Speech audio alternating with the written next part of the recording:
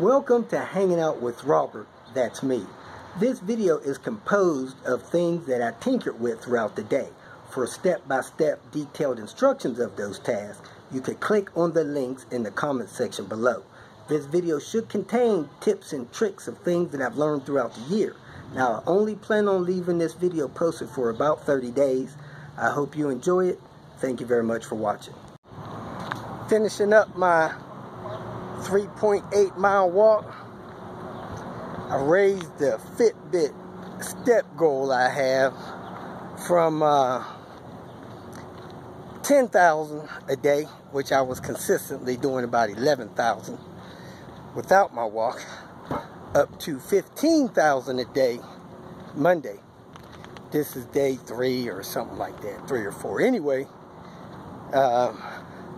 find myself a little exhausted by the end of the day. Plus this Albuquerque heat and sun is wearing me out, man. Besides that, one of my viewers has a S60 purchase. He has a metal fuel tank in his vehicle. I didn't know they made metal fuel tanks for any of the Volvos since, heck, the early 70s. Anyway, turns out that his has a metal fuel tank because it was a possibly military import from Europe, where they require in some areas metal fuel tanks. So if you got a metal fuel tank, could have some other quirks with that vehicle. Also, in speaking with that viewer, I found out that FCP honors veterans, giving a military veteran discount. Man, that almost upsets me.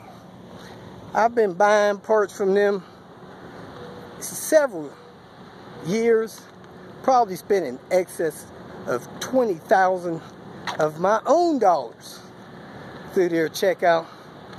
Never had any clue that they honored veterans and gave them a military discount. So if you are a veteran and you would like to cash in on a military discount, make sure you contact them, get a discount code or something, call them on the phone, whatever, place your order so that you can get that discount.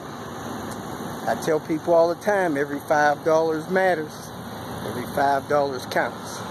So you're ready to go look at a car somebody has, needs some brakes.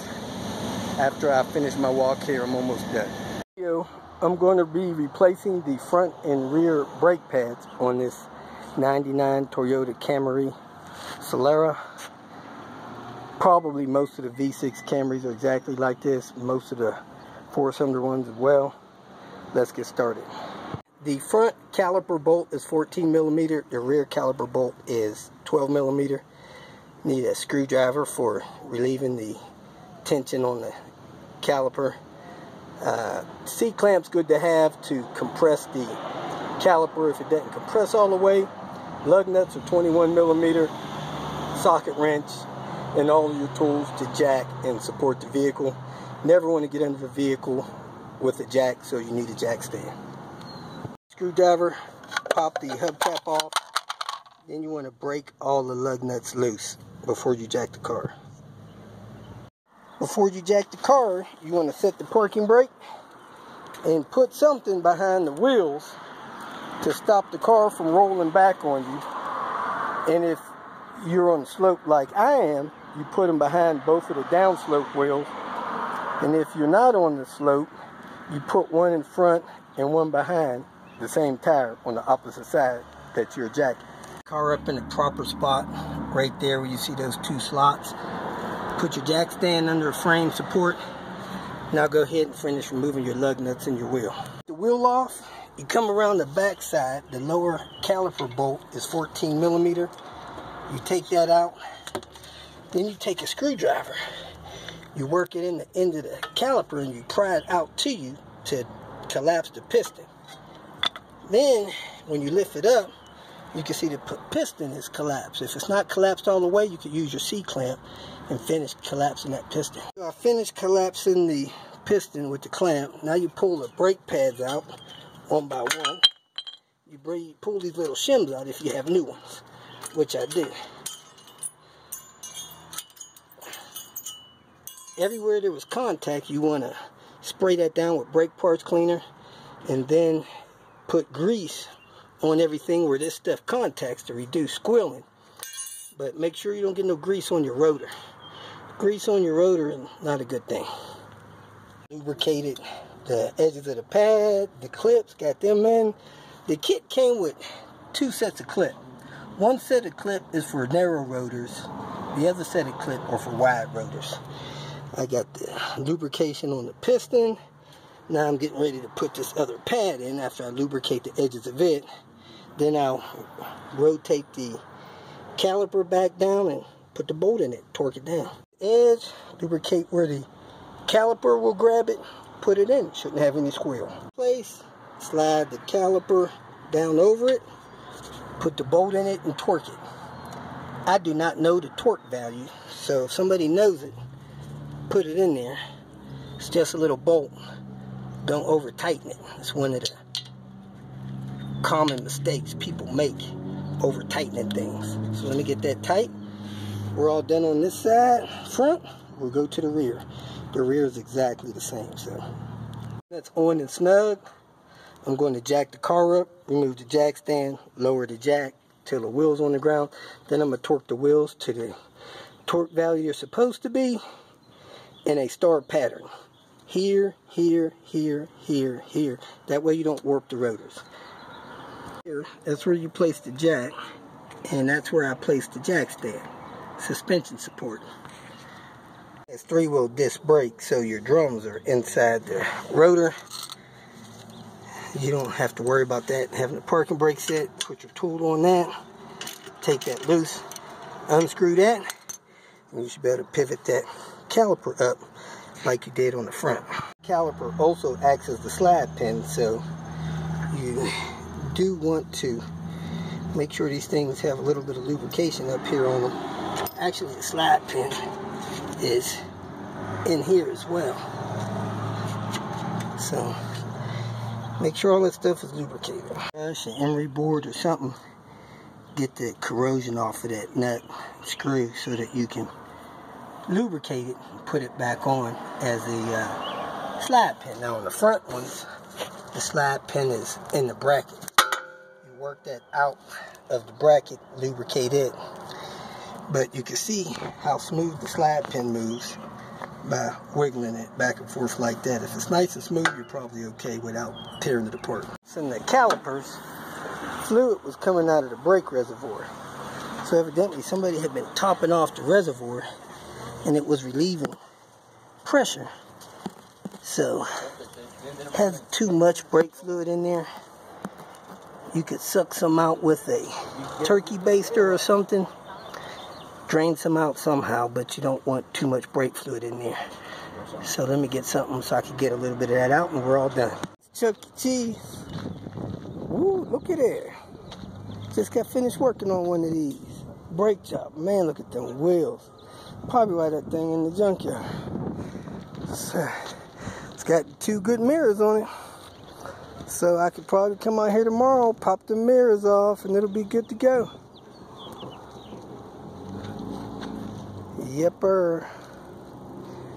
See what they got out here as far as the other one.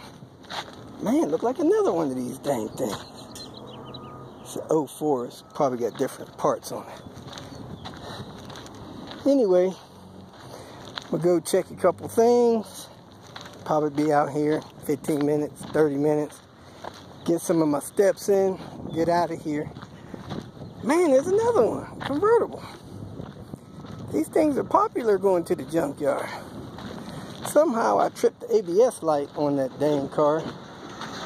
So, that's an 01. 2 good mirrors. Look like it's been hit. Glass in the mirror is good. That's what I need. So anyway, get some steps out here. I'm going to go down to the end, check this 850.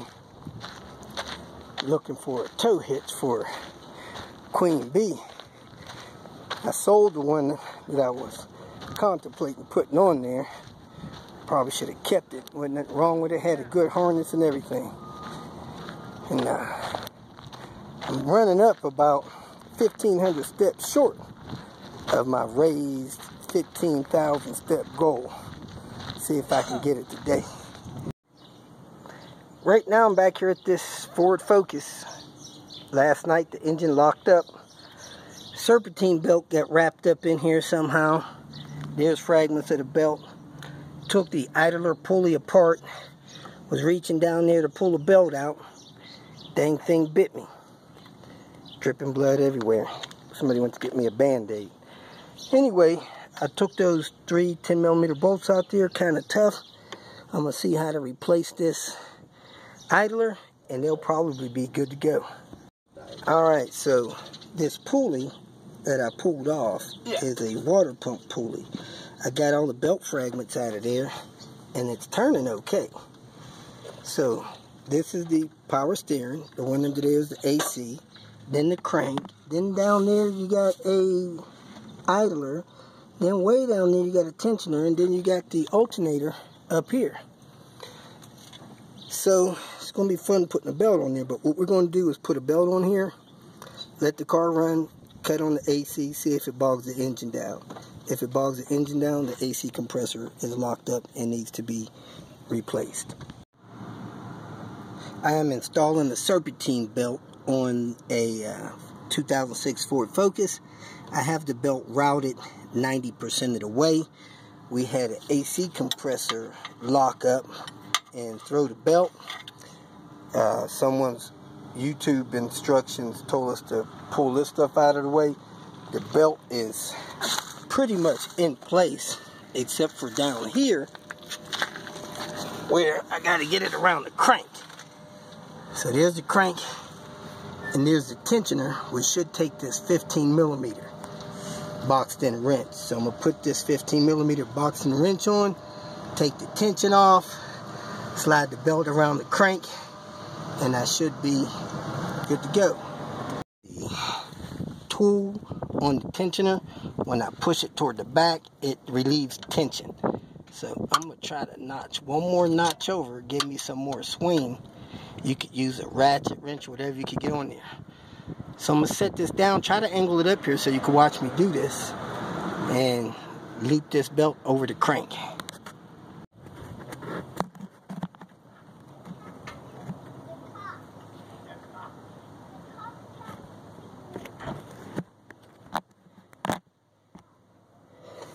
Hopefully you can see that there.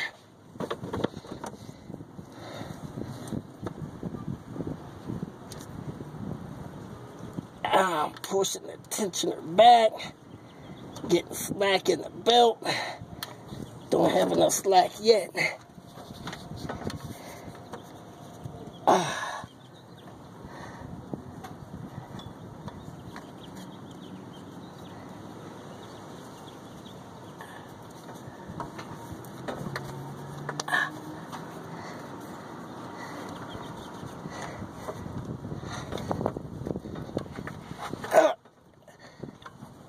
Trying to get it back around the idler. I'm losing it.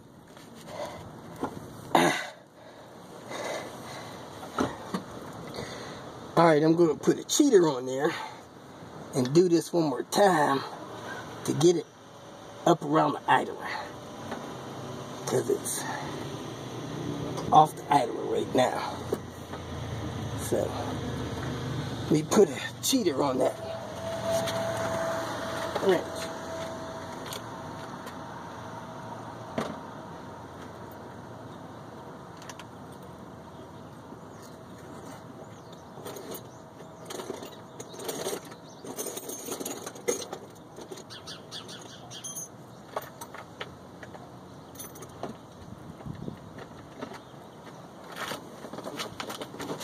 I got another wrench I'm going to put on that wrench to cheat.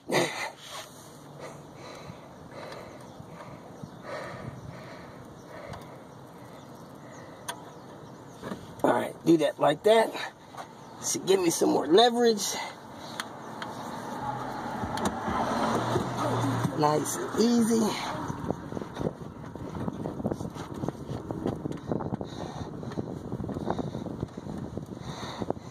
And there it is, in place. Let the tensioner loose nice and slow, and everything should be good. So now I'm going to check the belt, make sure it's set in the teeth of all of its halves, and I'm going to start the car. I got it on the alternator, got it on the water pump, got it on the power steering pump. So I'm going to double check these water pump bolts, make sure they're tight. Set this stuff over here, start the car, deactivate this dang on AC compressor because I don't want that thing coming off. At the end of my day, cleaning out Queen Bee so I can load it up and head out of town in the morning, going towards Carlisle Car Show for next weekend, the weekend of the 19th. And I got a package in the mail today or yesterday. I think it was today. So let me show you guys what I got in the mail. It is valve stem seals for a cylinder head rebuild and a turbo intake tube. Man, that looks like old stock. See if I can find a date on it. For the rip kit that came stock on 94 cars. These rip kits came on 94 vehicles. They were having problems up the extreme north with them freezing throttle bodies. So they immediately discontinued them and made a recall. I found a car in Louisville that still had the thing on there. So I'm going to try this out on Queen Bee. See if it has any performance gains. I'm going to run the numbers for you guys.